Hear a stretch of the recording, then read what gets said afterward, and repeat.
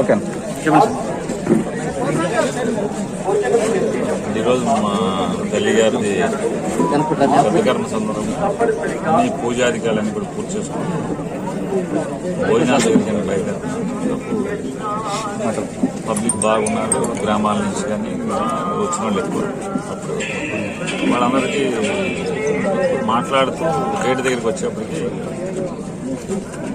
Gate దగ్గర ఒక అతను తలకాయ ఎంచుకునేది కాళ్ళ మీద పడుతున్నట్టుగా స్పీడ్గా ముందుకు వచ్చాడు.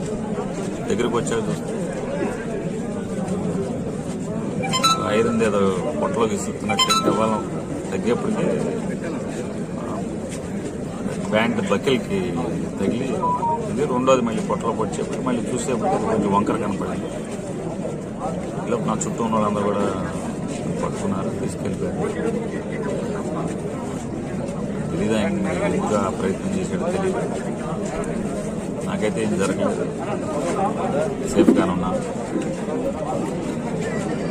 మనిషి అయితే బలవాన్పేటకు సంబంధించినటువంటి మనిషి గుర్తుపట్టాను అతను.